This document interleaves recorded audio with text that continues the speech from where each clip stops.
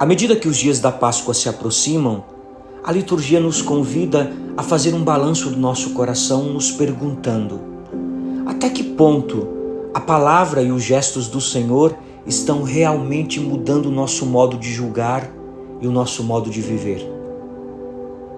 Evangelho segundo São João, capítulo 7, versículos do 40 ao 53. Meus caros irmãos e irmãs, o caminho da Quaresma parece acelerar seu passo e nos convida a concentrar toda a nossa atenção naquilo que está acontecendo com Jesus, que também é um trajeto de entrega feito por nós que decidimos ser seus discípulos.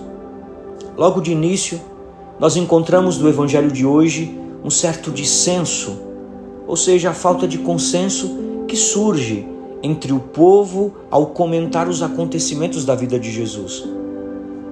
Se fosse hoje, faríamos nos programas de debate televisivo ou pela internet. Naquela época, tudo acontecia nas praças, nos mercados e nas vielas. Este contexto revela que cada um tem algo a dizer. No entanto, de modo muito particular, aquilo que se diz sobre Jesus revela o modo como sua presença foi experimentada pessoalmente na vida de cada um.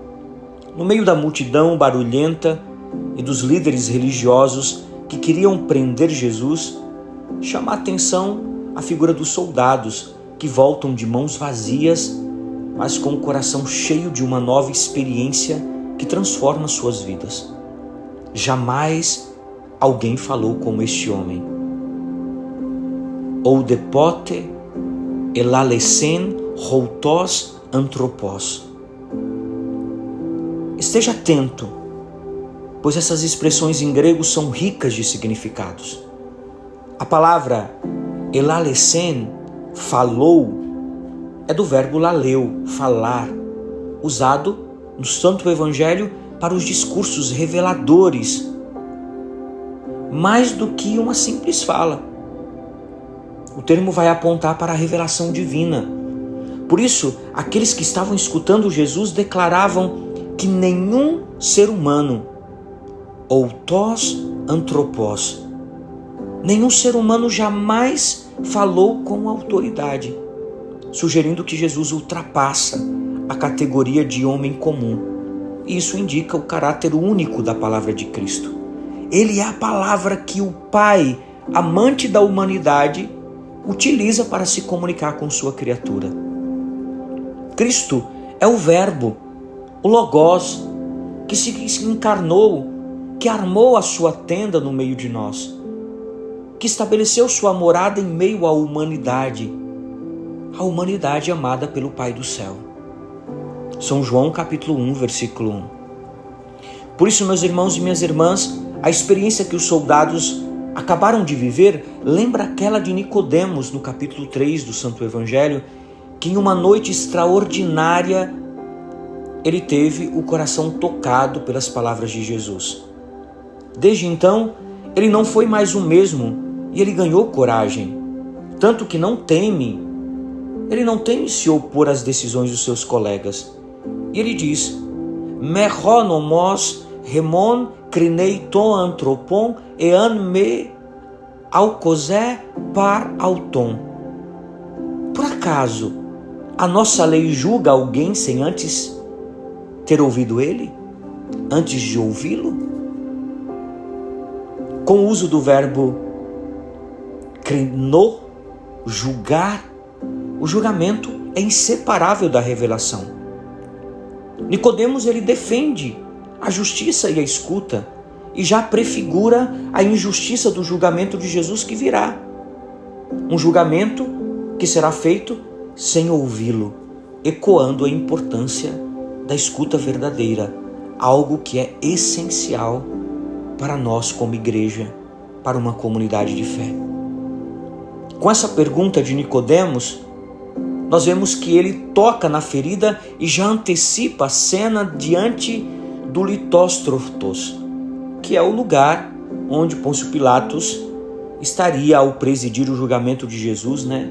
A palavra litóstrotos vem do grego litos, que é pedra, e estratos de pavimento, onde e quando os mestres dos sacerdotes vão invocar a lei, e ao mesmo tempo em que cometerão a apostasia. Nós temos uma lei, e segundo a nossa lei, deve morrer porque se fez filho de Deus. João capítulo 19, versículo 7. Para conseguir aquilo que eles querem, eles não hesitaram em blasfemar. Não temos outro rei além de César. A resposta dos fariseus é dura, arrogante e revela toda a raiva e frustração que Jesus despertava neles.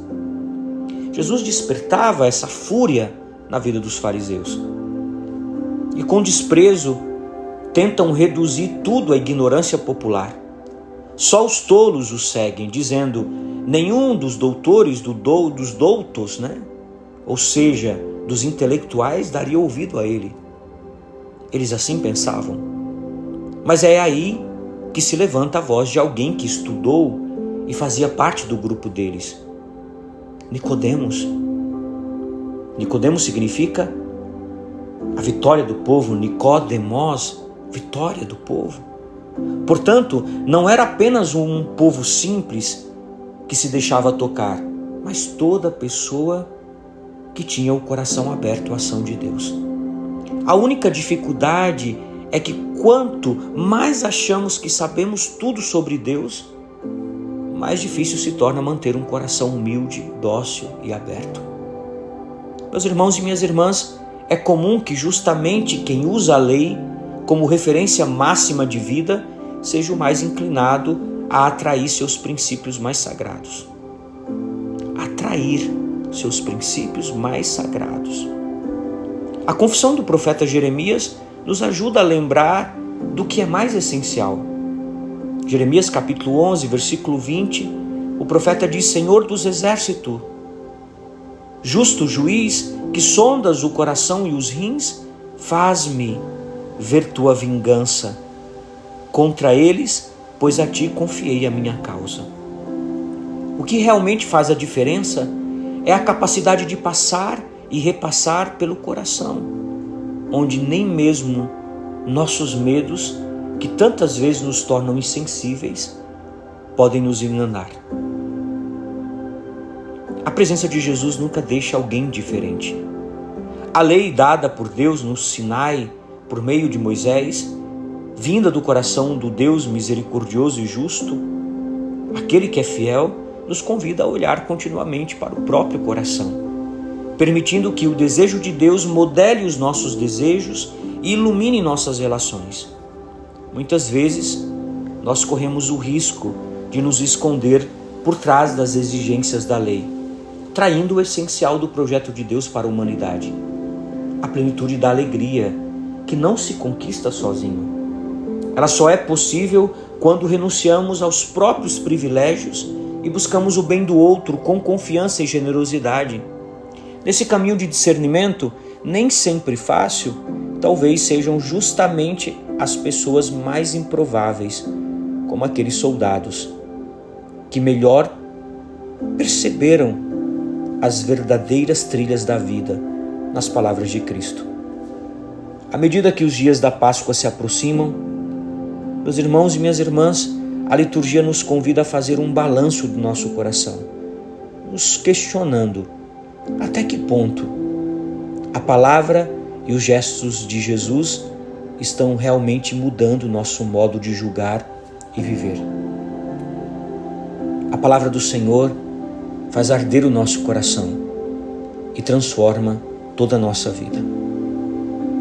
Até que ponto a palavra e os gestos de Jesus estão realmente mudando o meu e o teu julgar e viver?